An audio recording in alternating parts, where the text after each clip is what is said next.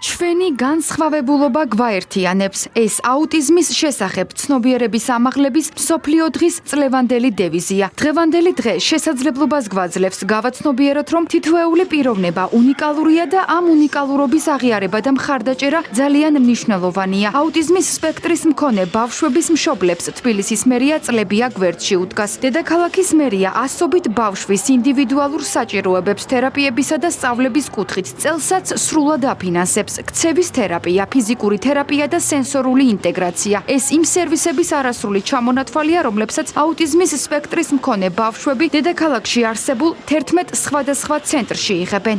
Familiar სამედიცინო ცენტრი ჩაერთო მერიის აუტიზმის პროგრამაში 1 წლის წინ. ეს უკვე ჩვენ ყავს 70 ბენეფიციარი. ამ წელსაც დაგვემატა ბენეფიციართა რაოდენობა. მიმართულებები არის ქცევის თერაპია, მუშაობენ კვალიფიციური სპეციალისტები, ქცევის თერაპევტები, ასევე ფიზიკური თერაპია, მეტყველების თერაპია. თბილისის მერიას 2025 წლის ბიუჯეტში პროგრამისთვის 11 მილიონ ლარზე მეტი აქვს გათვალისწინებული და მთლიანობაში 2400 ბავშვსა და მოზარდს დააფინანსებს. კახი კალაძის თქმით, ამ მიმართულებით მრავალფეროვანი სოციალური პროგრამები მომავალშიც გაგრძელდება. აბილიტაციის პროცესში რეჟიმის უწყვეტობა არის ძალიან მნიშვნელოვანი, რადგან როდესაც ეს პროგრამა არ არსებობდა, ოჯახები მატერიალური მდგომარეობიდან გამომდინარე უწყვეტად ვერ ახერხებდნენ თავიანთი შვილებისთვის შესაბამისი სერვისების მიღებას. ყოველთვის გვერდით დაუდგებით და მაქსიმალურად ხელშეუწყობთ ამ ადამიანებს. თითოეულ ბავშვზე იხარჯება თვიურად 450 ლარის ვაუჩერი და ხდება ყველა აუცილებელი თერაპიების დაფინანსება, რომელიც მათ თერაპევტთან შეთანხმებით ინდივიდუალური გეგმით აქვთ გაწერილი. დედაქალაქში მდებარე ერთ-ერთი ცენტრი დღეს თბილისის საკრებულოს თავმჯდომარემ და თბილისის საკრებულოს ჯანმრთელობის დაცვის და სოციალურ საკითხთა კომისიის თავმჯდომარემ მოინახულეს. მათი თქმით, აუცილებელია საზოგადოების ცნობიერების დონე აუტიზმთან დაკავშირებით გაიზარდოს და ასევე მოხდეს მათი ფუნდამენტური უფლებების დაცვა და რეალიზაცია.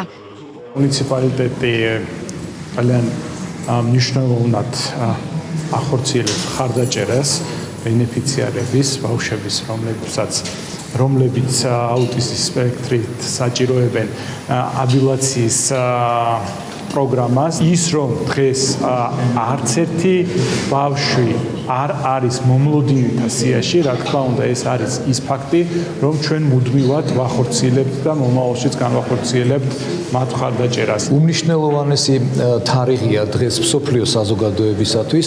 შესაბამისად, ჩვენც ვეწვიეთ ჩვენ პატარებს, ისინი გადიან შესაბამის აბილიტაციის მოთხოვნებს და ასევე იღებენ შესაბამის სერვისს.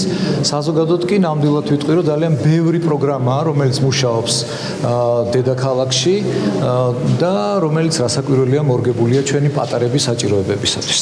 ზუსტად 18 წლის წინ გაერთიანებული ერების ორგანიზაციამ 2 აპრილი აუტიზმის შესახებ ინფორმაციის გავრცელების მსოფლიო დღედ გამოაცხადა. ამ დღეს აღნიშვნას საქართველოს წლებია უერთდება.